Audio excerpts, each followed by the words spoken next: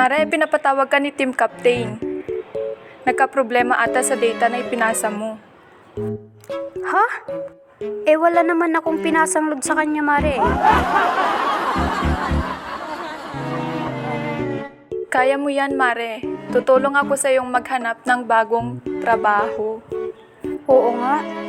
Sana makahanap agad ako kasi ang hirap magpakain ng mga batang may dragon ata sa tiyan.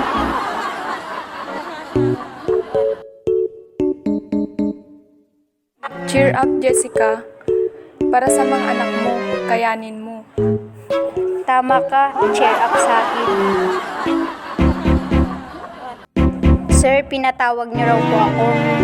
Oo, Jessica, pinatawag kita. Sabi ng mga nakatataas ay sapat na raw ang mga naitulong mo sa kumpanya. Sus, yun naman pala sir eh. Padagdag naman ng sahod dyan.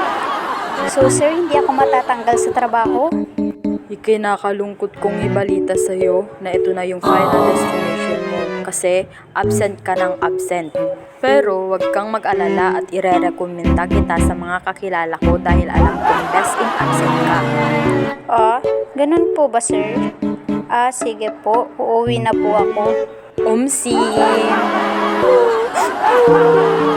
Tumigil ka na, mahal. Ang pangit mo umiyak eh. Ano ka ba, mahal?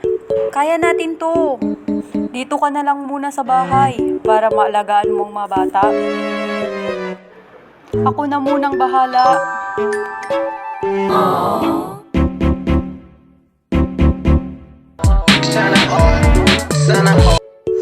Mahal, alam mo ba? Yung mga bata mayroong vlog, sobrang nakakatawa sila. Yung mga asaran nyo pala ay naka-video lahat. Halika, panoorin natin. Sige nga, patingin ako.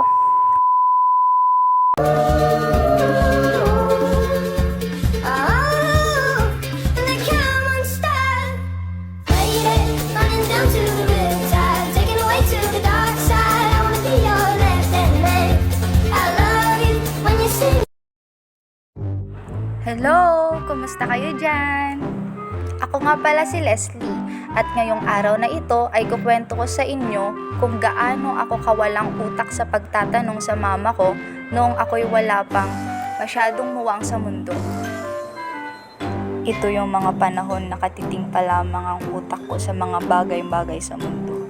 At tanong ako ng tanong ng kung ano-ano sa mama ko bago kami matulog. Handa na ba kayo? Let's go! Mama, alam mo ba? Ano yun, anak? Nagtumbling po ako sa school. Bakit ka nagtumbling? Di kita panty mo. Ano ka ba, Mama? Hindi yun makikita, no? Ha? Paano hindi? Kasi ma, tinanggal ko po. Nilagay ko po sa bag. What?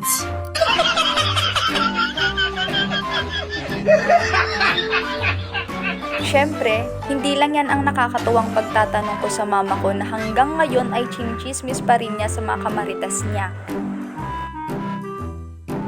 Ma, gusto po kayo makausap ni teacher. Bukas raw po. Ha? Bakit? May kalukuhan ka bang ginawa? Hala mama, wala po ah. Bakit niya daw ba ako pinapatawag kung ganun? Ewan ko po. Pero kanina tinatanong niya po ako kung bakit daw po ako nagsasalita habang nagtuturo siya. Ayun naman pala eh. Hindi ka naman pala napagalitan eh. Tapos anong sagot mo? Sabi ko po, bakit kayo nagtuturo habang nagsasalita ako?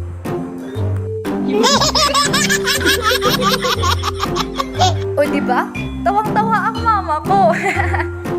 Tapos pagkatapos niya tumawa dyan, sabi pa nga sa akin ay ang dami na ngang problema sa mundo, dumagdag pa ang kainutan mo, Les. Pero alam niyo ba, yung kapatid kong si Jan ang pinakaloko talaga sa amin. Ito naman ang kwento niya kay Mama. Mama, alam mo ba? Ano yun, anak? Kapag ako nagkaasawa, gusto ko po parang buwan. Gusto mo nang makintab at mabilog, anak? Hindi po. Maganda at maputi? Mama, hindi po. Kalmado at malayo parang buwan. Ganon ba? Hindi po, Mama. Ano? Nakakainis ka ng bata ka. Mama, kalma lang po. Gusto ko parang buwan para nandyan siya tuwing gabi tapos nawawala kapag umaga na. O di ba? Loko-loko talaga. Pero alam nyo ba, may isa pa yung kalokohan na talaga namang gigil na gigil si mama na magsabi sa akin.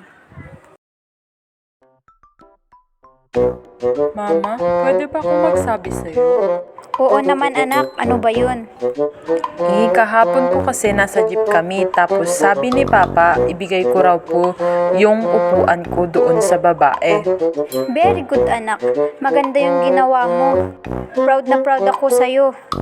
Pero yung upuan ko po ay yung legs ni Papa po eh. Ha? Ano? Galit na galit si mama noon. Ayun, ilang araw natulog si Papa sa sofa namin tapos si Kuya naman ilang araw na hindi binigyan ni Papa ng baon niya. Pero binibigyan naman ni Mama. Nakakatawa talaga yung setup nila. Hala, wait lang. Maghuhugas muna ako ng pinggan. Nagrarap na si Mama eh. Mama, may joke ako. Oh, ano naman ba yun? Ayusin mo at pagod ako. Ano pong pagkain ang mabilis? Amparet, luma na yan. Di fast food, do. Lo, hindi po. Ano? Sopas? Hindi, Mama. Ano ba?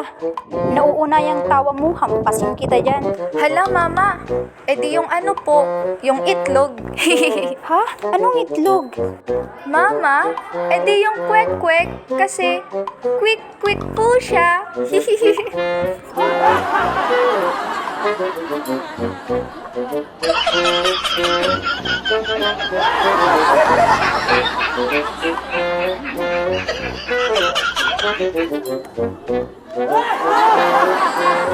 Ayan, at napatawa rin kita. Salamat, mahal. Napakaswerte ko sa inyo ng mga bata. Mahal na mahal ko kayo.